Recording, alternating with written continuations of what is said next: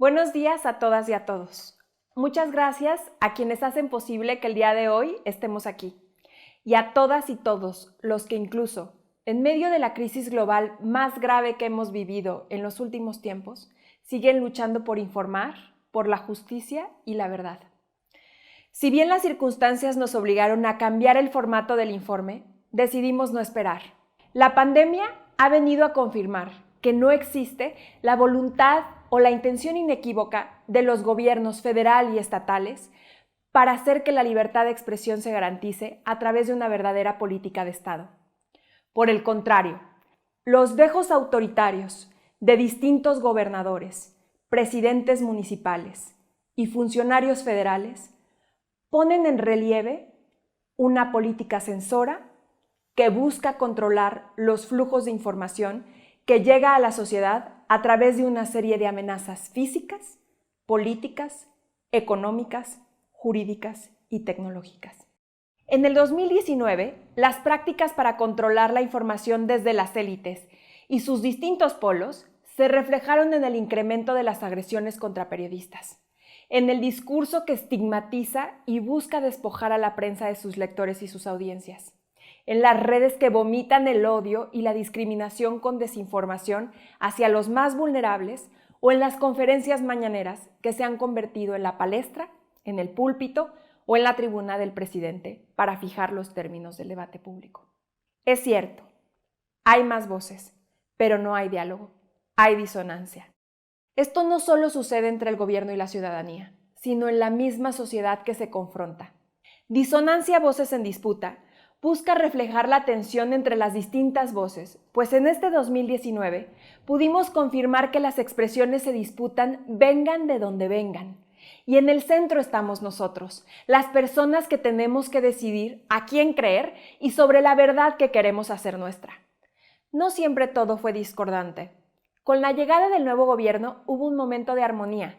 En su discurso de toma de protesta, Andrés Manuel López Obrador dijo claramente que se respetaría la libertad de expresión y que el gobierno nunca aplicaría la censura a ningún periodista o medio de comunicación. A estas declaraciones se sumó la disculpa pública que el gobierno federal dio a principios de 2019 a la periodista Lidia Cacho. En este caso, vimos cristalizados 12 años de lucha porque el gobierno reconociera que el Estado era la mayor amenaza contra la prensa, que la violencia contra los periodistas era intencional y no un daño colateral. Estábamos muy entusiasmados, porque también vimos por primera vez en la historia una fiscalía especializada en materia de libertad de expresión que hizo su trabajo e identificó la probable responsabilidad del exgobernador de Puebla, Mario Marín, y se reconoció que Kamel Nacif era el instigador de la detención y posterior tortura de Lidia. Además, todo parecía indicar que por fin la relación perversa existente entre medios de comunicación y gobierno, derivada de los miles de millones de pesos ejercidos anualmente para propaganda vestida de publicidad oficial, iba a cambiar. El presidente dijo que iban por la equidad, porque se distribuyera el gasto, la inversión de manera horizontal, que no se concentrara y que alcanzara para todos en función de criterios transparentes. También celebramos que se estaba llevando a cabo un diagnóstico minucioso del funcionamiento del mecanismo de protección a periodistas en colaboración con la Oficina de la Alta Comisionada de Naciones Unidas y que este derivó en una centena de recomendaciones para impulsar una verdadera política integral de protección a periodistas y personas defensoras de derechos humanos. Asimismo, la aprobación de la Ley Orgánica de la Fiscalía General de la República, en colaboración con la sociedad civil, y la autonomía de la Fiscalía eran buenas señales para el combate a la impunidad. ¿Pero qué pasó entonces? ¿Qué sucedió con los primeros discursos y las primeras acciones que daban un mensaje esperanzador? ¿Dónde comenzó la cacofonía? Empezamos por decir que la violencia contra periodistas y medios de comunicación no cesó. Por el contrario, mantuvo el crecimiento constante que se observó desde hace 12 años.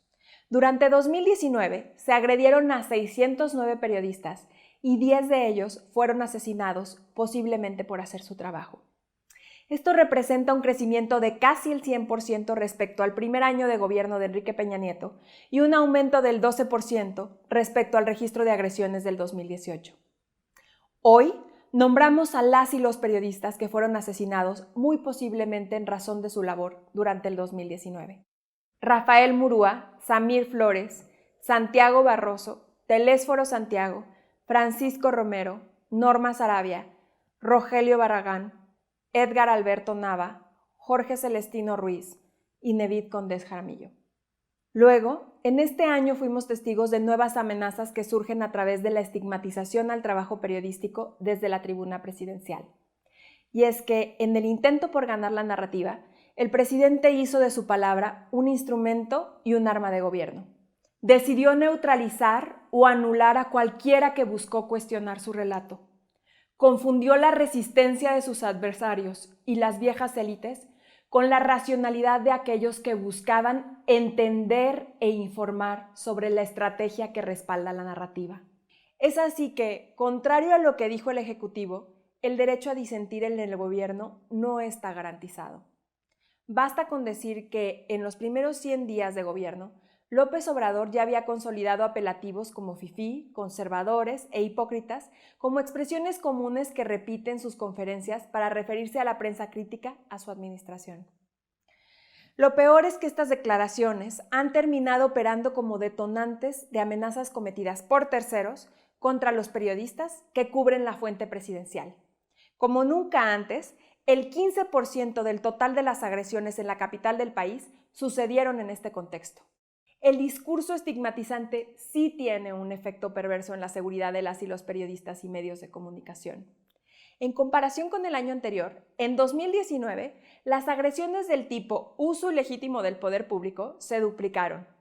El número de agresiones en contra de medios de comunicación incrementó casi el 100%, y precisamente el tipo de ataques sufridos son estigmatización por medio de la comunicación oficial, amenazas de acciones legales y campañas de desprestigio.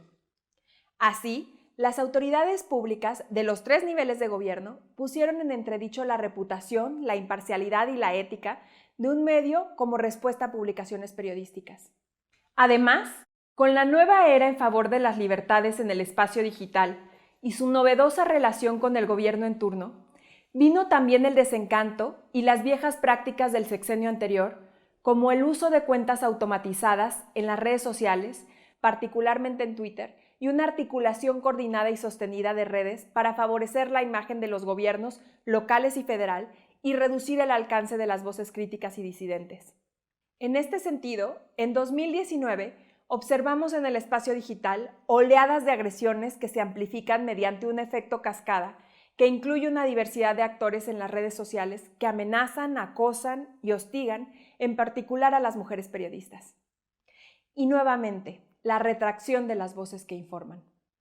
Por otro lado, cubrir información relacionada con la corrupción y la política de nuestro país siguió siendo la causa del 56% de las agresiones. Y a pesar de que el gobierno se comprometió a dejar de ser la mayor amenaza en contra de la libertad de expresión, funcionarios públicos de los 3 niveles de gobierno, principalmente a nivel estatal y municipal, siguen siendo identificados como perpetradores de las agresiones en 43% de los casos. El presidente también advirtió que la impunidad sería la misión principal de su gobierno. Sin embargo, más del 99% de los crímenes contra periodistas siguen sin resolverse. De 1.614 casos en trámite desde la creación de la Fiscalía Especial en 2010, solo se han logrado 14 sentencias, que en su mayoría son en contra de los autores materiales de la agresión, sin lograr vincular a aquellos que dieron la orden de agredir. Por su parte, la transformación de la Procuraduría a la Fiscalía en términos prácticos y por lo que respecta a delitos cometidos contra la libertad de expresión, se reflejó en una práctica reiterada de declinaciones de competencia a fin de que las fiscalías estatales investiguen y en la falta de participación activa de la FEADLE dentro del mecanismo para la protección de personas defensoras y periodistas. Respecto al mecanismo de protección, el cual en diciembre de 2019 protegía a 1.162 personas, de las cuales 384 son periodistas, el gobierno no ha implementado efectivamente las recomendaciones que le dio la Oficina de la Alta Comisionada de la ONU para reestructurarlo y hacerlo eficiente. Por su parte, A nivel estatal, a pesar de las alertas que Artículo 19 emitió sobre el incremento de la violencia en contra de la prensa en la Ciudad de México y Quintana Roo, no hubo acción para revertir la violencia y ambos estados se convirtieron en los más violentos para el periodismo en el país. Estas dos entidades duplicaron las agresiones entre 2018 y 2019. Y no puedo dejar de señalar que Puebla, Guerrero, Oaxaca y Veracruz siguen estando en el tope de la lista de los estados más violentos para el periodismo. También las prácticas de gobiernos estatales por censurar la libertad de expresión en el espacio digital se mantuvieron como en el año pasado, confirmando que las Secretarías de Seguridad Pública estatales son las instituciones que más demandan eliminar contenido y que ninguna de las peticiones se hace mediante una orden judicial, que Facebook fue la principal red social a la que se pidió, con diversas argucias, la remoción de información. Así, lo que en un principio sonó como una melodía, poco a poco se fue convirtiendo en ruido. En cuanto a la publicidad oficial, si bien el monto erogado en publicidad oficial descendió de 10.725 millones de pesos ejercidos en 2018 a 1.550 millones de pesos ejercidos preliminarmente en 2019, la concentración del gasto sigue existiendo y no sabemos bajo qué criterios el 57.26% del total ejercido se repartió entre 15 medios de comunicación y el otro 42.74% entre 476 medios de comunicación.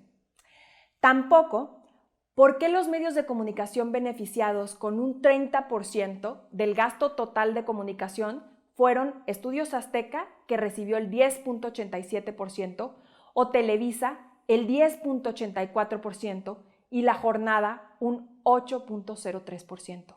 Lo que sí sucedió es que López Obrador encontró herramientas adicionales, más económicas, por cierto, para asegurarse de una sobreexposición constante y más o menos favorable, que incluyen las conferencias de prensa diarias transmitidas por las cuentas verificadas de Twitter, Facebook, YouTube, la web oficial y canales de TV públicos. Así es, la conferencia matutina ha sido más que una mera estrategia de comunicación social, una estrategia de posicionamiento del debate público, pero es importante decir que estas conferencias no son un espacio informativo.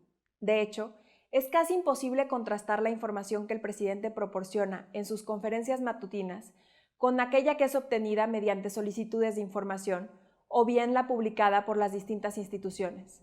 De hecho, específicamente en términos de acceso a la información, las conferencias matutinas han contribuido al incremento considerable de solicitudes de información y recursos de revisión hacia la Presidencia de la República, pues López Obrador figura para la ciudadanía como la fuente primaria de información.